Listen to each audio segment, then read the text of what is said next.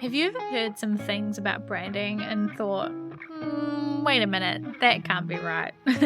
Or maybe you've heard one person say one thing and one person say another, leaving you just kind of in the middle, a little bit confused. Or maybe you've had some things in your mind about branding that have stopped you from taking action or from making changes. Either way, it all ends today. There are a bunch of myths about branding. Like, I literally could have a list of like 20 plus myths that are common and go around and all of that stuff. But today I'm going to bust the 5 biggest ones that I think are totally holding you back from growing and building your brand. Let's get into it. Hello and welcome to Brand Your Passion, the show that helps you turn the thing you love the most into something that people know and love you for. I'm your host, Holly Arnett, the brand coach for creatives, and I'm on a mission to make the world a more creative place, one brand at a time. If you're ready to get more eyes on your work, more dollars in your pocket, and more creativity in your life, you're in the right place. Welcome. Let's brand your passion.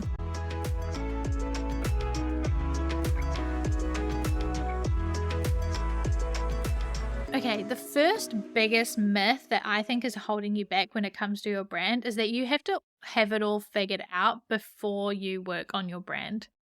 And the truth is that branding is figuring it out. And if you wait until you have it all figured out or feel like you have it all together before you start working with a strategist or working on your brand yourself or hiring a designer or whatever, you're just never going to start. And I would hate for you to think that you have to have it all figured out or it has to all be perfect before you even think about working on your brand. The best thing for you to do is to start working on your brand right now and figure it out as you go. Especially the brand strategy process. As you start asking yourself questions or working with a strategist who will ask you questions or a coach who will coach you through uncovering the answers to questions, that's when you're going to figure all this stuff out. By doing it, by taking action, by starting to ask the questions, by even doing the design process. Like if you're working on your logo or photography or whatever, as you're doing that, you're going to figure out like, okay, I like this style or I don't like this style or actually this worked but this didn't. So that's how you're going to figure stuff out, is by taking action and by doing it. And especially if you're going to be working with someone else, like a strategist or a coach or a brand designer or whoever, they are going to help you to figure it out. So my perspective and my approach and my thoughts on it is that you don't have to have it all figured out before you work on your brand. And in fact, if you try to do that,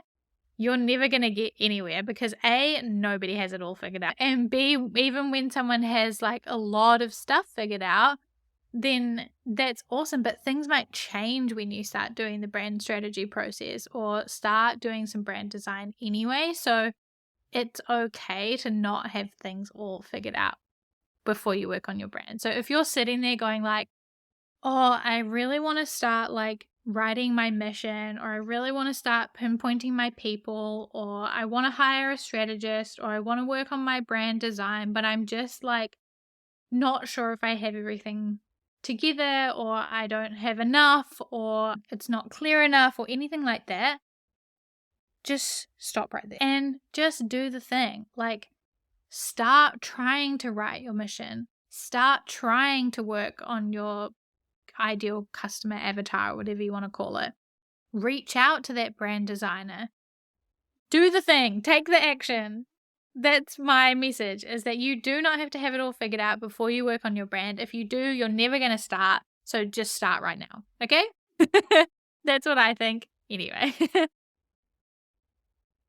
Myth number 2, which kind of ties in, is that you are just going to do your brand once and that's it. And that you look at it once a year maybe, or once every few years, and then you leave it and you never touch it and that's it. That is incorrect. You actually need to be thinking about and working on your brand all the time. I'm not saying like every second, every day, whatever. I'm saying like working on your brand is something that happens all the time. Every time you post on social media, you are building your brand. Anytime you create a new product, you're building your brand.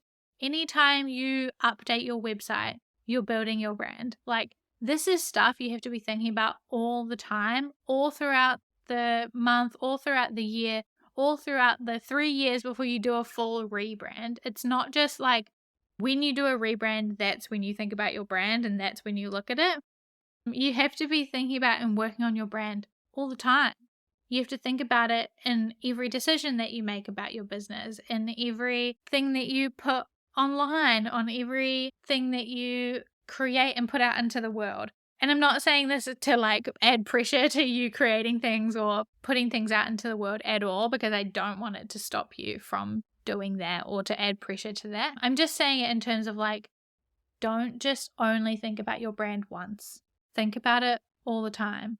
Think about how you can work with the right people, how you can attract the right people, how you can create more content that speaks to you, how you can speak in a better way that feels more authentic to you. Think about this stuff all the time. Just as much as you think about like your products, or you think about your marketing, or you think about the events that you go to, think about your branding just as much, and think about what you're trying to grow and what you're trying to achieve and where you're trying to work towards and how you can do that all the time, not just once a year or once every 3 years or whatever.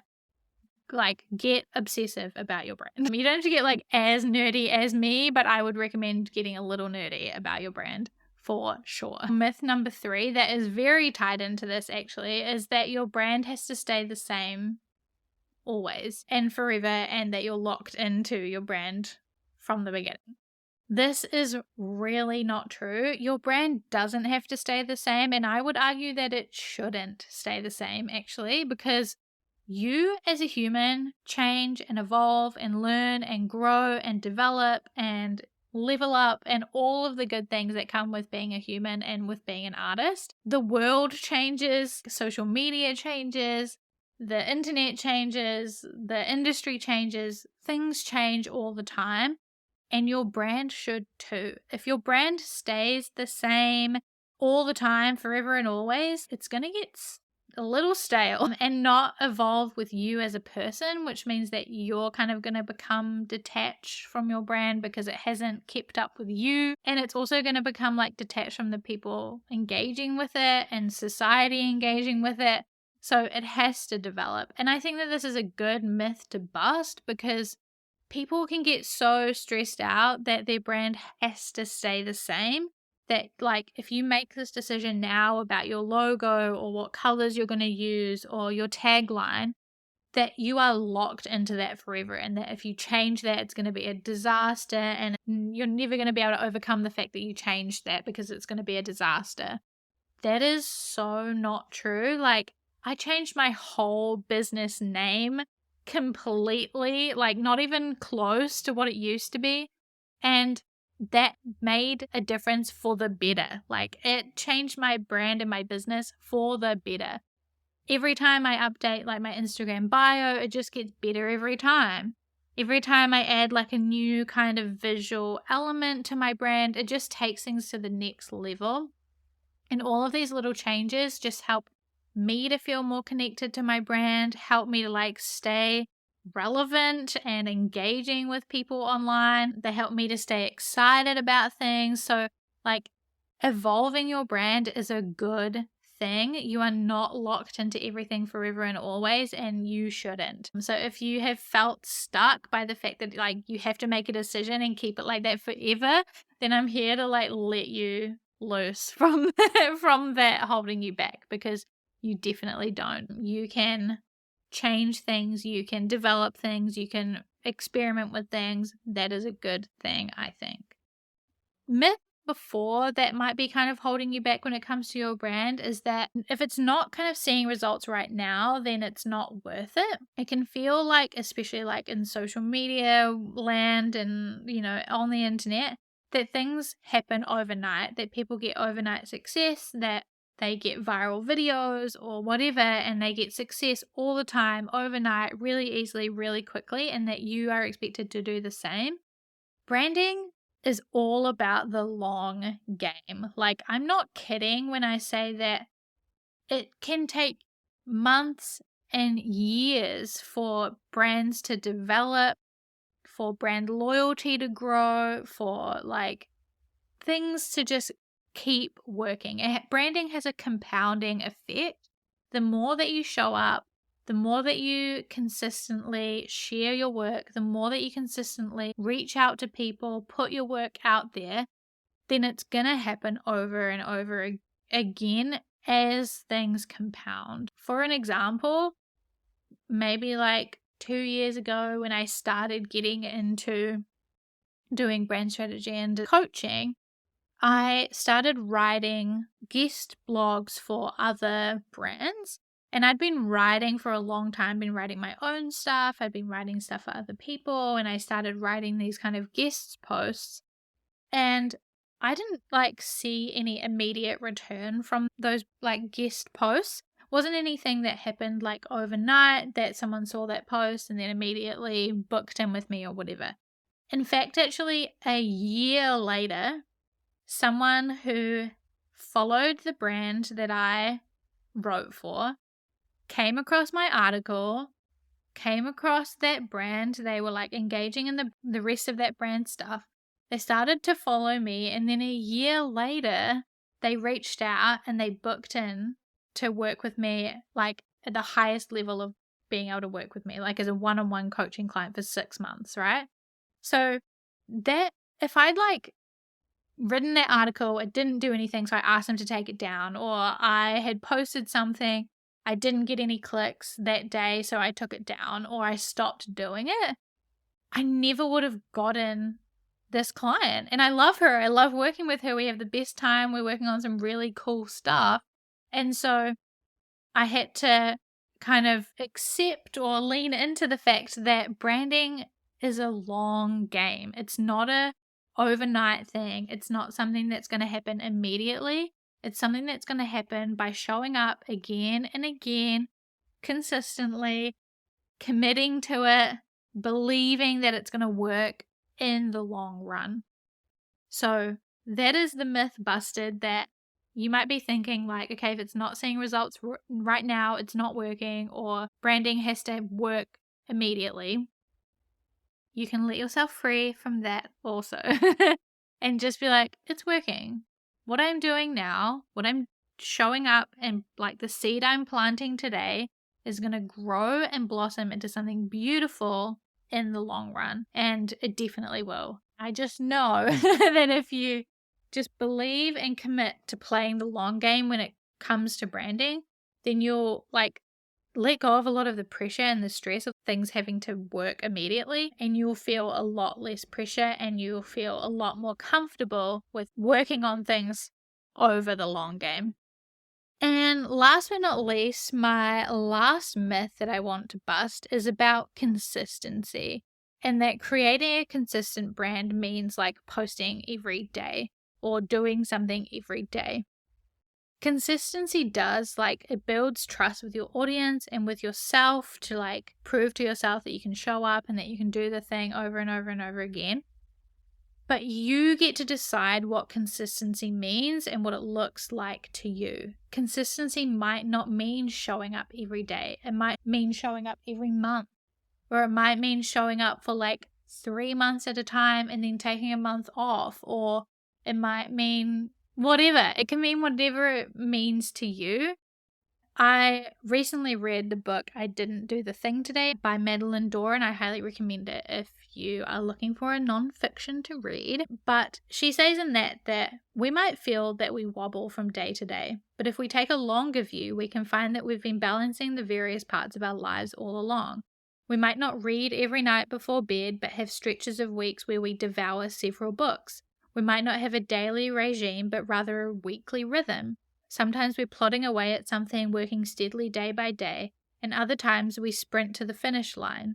Life happens in peaks and troughs, and we wobble with it. That's what really changed the idea of balance for Madeline Dorr. Seeing consistency as an accumulation over time, not a perfect adherence. And that's the point that I want to make to you about this myth, that consistency can feel like I have to show up every day, and if I miss a day or I miss a week or whatever, that I've failed, or that I'm now not building a consistent brand, or, I had this slogan or this message that I was talking about for a week and then I changed to something else and so now I've ruined it. That is not the truth, and it's really adding a lot of pressure to your life that is unnecessary. Consistency, like Madeline Dorr says in her book, is an accumulation over time. Is that consistently throughout your life, throughout your business, you are being creative. You are doing the work that you want to do. You are showing up. Doesn't necessarily mean you've shown up every single day for the last 5 years that you've run your business. Like, that doesn't matter.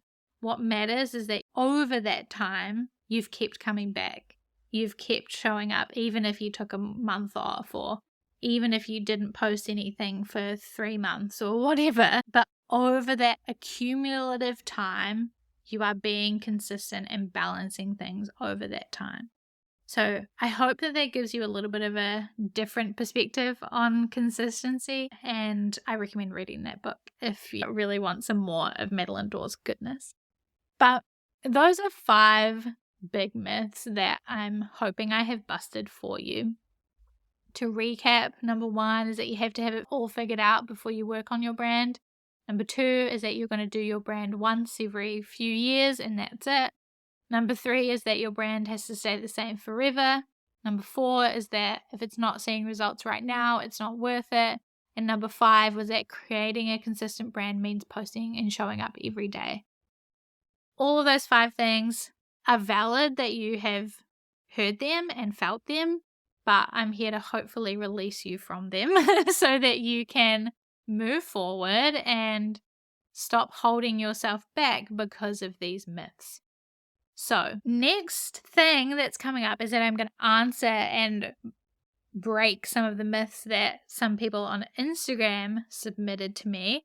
But before we do, I want to talk to you about something that will help you to move on from these things. Okay, if you are ready to bust free from all of these myths and start taking your brand into your own hands and moving forward so you can take it to the next level, I want you to check out the Brand Strategy Kit for Creators. This is going to help you to craft a go-to guide for achieving your, keyword, your creative goals with an easy-to-use plug-and-play brand strategy template. It's going to help you get super clear and confident in what you do, why it's so amazing, and how you want to share it with the world. Know exactly what decisions to make and steps to take to achieve your wildest creative dreams, and have it all in a go-to guide that you can easily access anywhere and anytime. It's a brand strategy template and guide and example designed for creators to store their biggest dreams, greatest differentiators, and best strategies, and so much more. It'll help you clarify your brand, craft a plan, and kick some ass. It includes a 50-page Canva template, an example brand strategy, a tutorial, and a bonus 1-page strategy that'll help you cover things like your goals, your vision, mission, values, audience, customer journey, voice and tone, copy guidelines, positioning, USP, visual direction, and so much more. So if you want to check it out, please head to shop.makerandmelksy.com and check out the Brand Strategy Kit for Creators. Okay, let's dive into some of your submitted myths. And this is a new thing that I'm starting to do on the podcast, where I'm going to be answering your questions and getting your input into the episode so that we can make them a little bit more interactive. So if you want to get involved, then make sure you are following me on Instagram to see when those prompts go live on my stories. The first myth that Amira said is that you won't get anywhere unless you pay for ads. And absolutely, this is a myth that is so not true. I am actually a believer that ads only work to amplify what's already working. So if you don't already have a clear audience and you don't already have like marketing and social media stuff that's working, like getting you engagement or getting clicks through or whatever, then boosting that post or doing ads is actually not going to be very effective. So you need to focus more on like making sure you have a clear audience and your brand messaging is clear and it's resonating with people and you're getting kind of people to click through and engage. That's when ads will work to amplify what's already working. So it's not true that you won't get anywhere unless you pay for ads. I know for a fact that there are so many artists and creatives that have like amazing brands, huge audiences, like are making bank from their work without posting ads at all. So this is not to say that you can't use ads or that ads are bad or whatever. They will definitely boost things and they will definitely help you to like reach a bigger audience, obviously. But I would say that it's not worth it unless you are doing stuff that's already working. And I would also say that you can definitely get everywhere without using ads. So if you don't want to pay, you're not ready to pay, whatever, don't worry. Hopefully that has busted that myth for you, Amira. Thank you so much for submitting it. Jay also submitted the myth that you must have a logo. And this is a controversial, I guess, myth because I think that you can definitely get by without having a logo. Like, especially on social media and as an artist, you likely your profile photo is a photo of you or it's an illustration of your work or maybe like a mascot of your brand. So you don't need it in that context. Your website, like you could just have like a nice font typed out or whatever. Like you don't necessarily have to have a logo there. On your packaging, maybe it's covered in illustrations or whatever instead. So maybe you don't need a logo there. I think a logo is great, nice to have, very good if you want to have like your stamp to put on everything, but I don't think it's true that you must have one. I think especially if having a logo, creating one, making it perfect is stopping you from moving forward, then you shouldn't worry about it. I think you should instead worry about like putting your work out there and reaching out to people and making more work and getting clients and all of that stuff. You should worry about that more than you should worry about having the perfect logo. So if you are sitting here listening to this right now and you've been stressing about your logo, just put it down. Put it down, stop worrying about it. Focus on other things that are going to help you to like make money and grow your audience and do all the things that you love. And then when you have an idea of your clear brand and you know what you're trying to do and you know what you want, then you can come back and work on your logo. But yeah, I have busted the myth from Jay that you must have a logo. So there you go. Let me know if you agree or not. Next is that you have to pay someone to do your branding for you because you're not clever enough to do it. That's from Nicole. And yeah, definitely a myth in my opinion. I believe that anything you can do to work on your brand is amazing. There are a lot of people who don't work on their brand at all, who don't think about it, who don't do anything. So anything you do to work on yours is like better and great. And one of the things that I get very fired up about is that in the kind of branding, brand strategy arena, there is this sort of belief or expectation that if you're not spending or paying someone like $10,000 or more to work on your brand, then it's not going to be good enough. And I agree that brand designers and brand strategists should be paid that amount of money or more. Like what they do is so valuable and so worthwhile, and they put so much work into that work, myself included. But as an artist who's working on your brand, I think you can create so much incredible stuff without spending a dime even. Like you can do so much stuff for free yourself to make your brand incredible.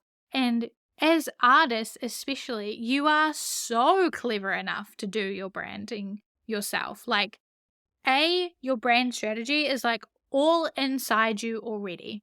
Like, you have all the answers, you have all the knowledge. It's all in there. It's just about bringing it out and kind of disseminating it and dissecting it and distilling it into something like clear and beautiful and well worded and all of that stuff.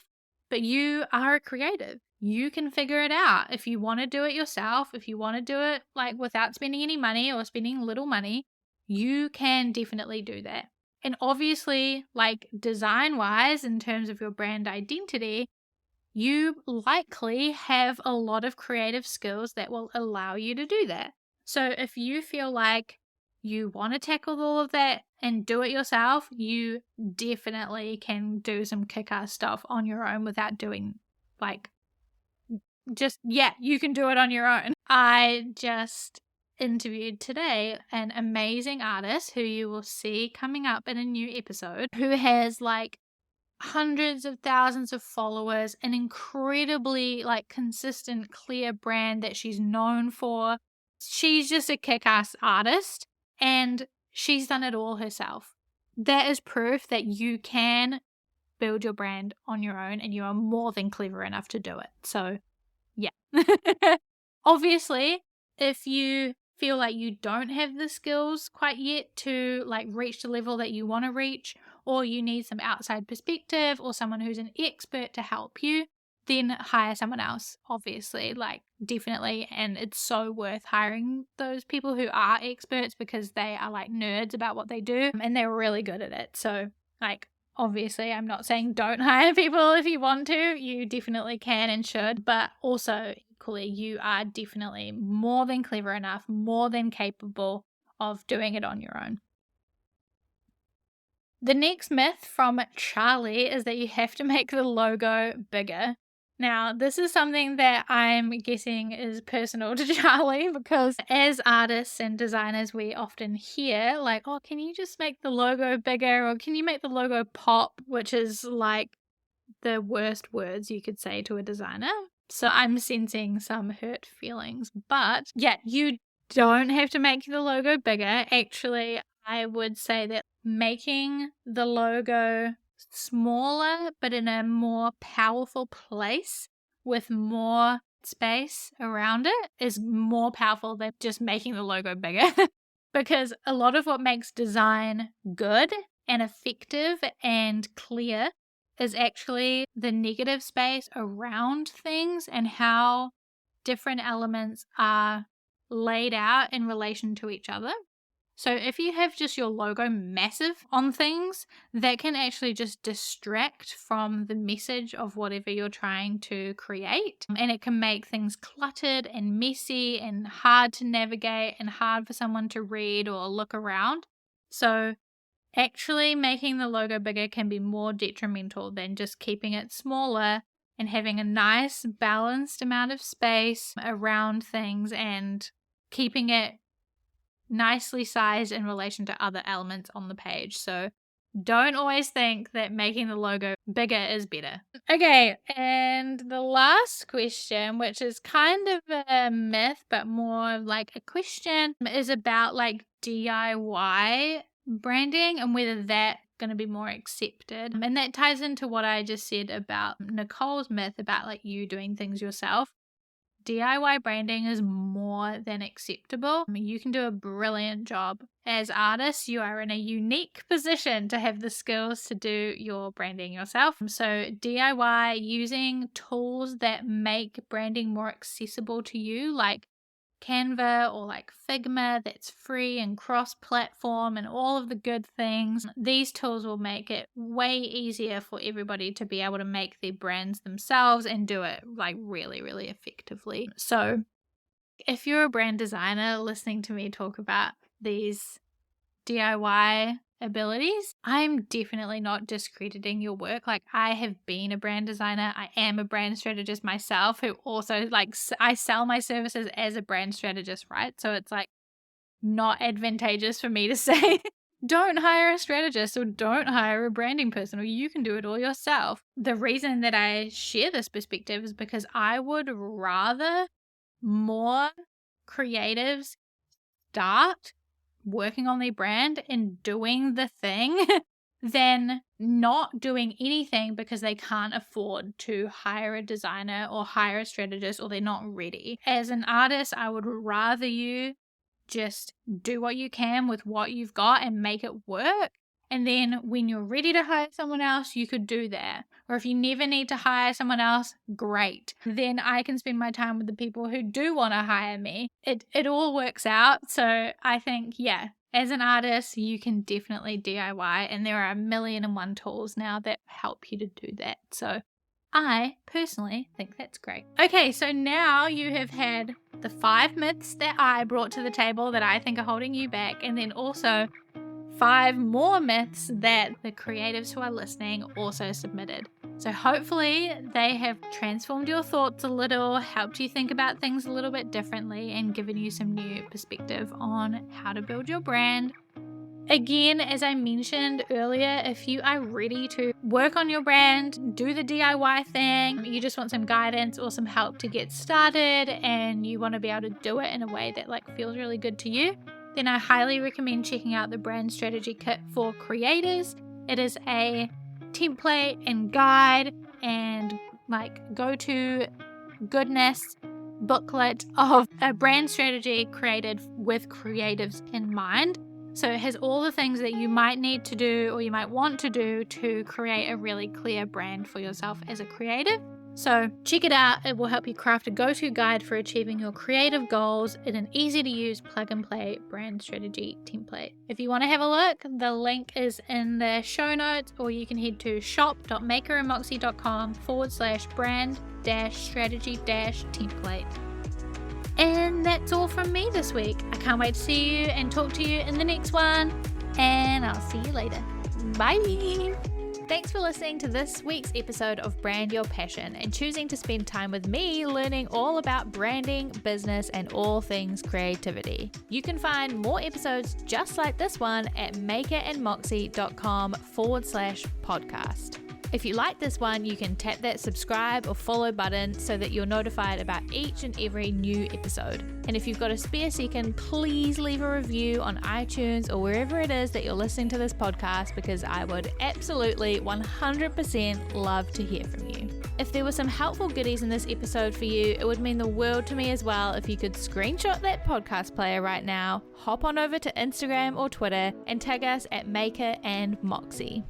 By subscribing, reviewing, and sharing, you're helping reach more creators just like you, so that together we can make the world a more creative place, one brand at a time. We can't achieve this mission without you, so your support means the absolute world. I will talk to you in the next episode, but until then, keep creating.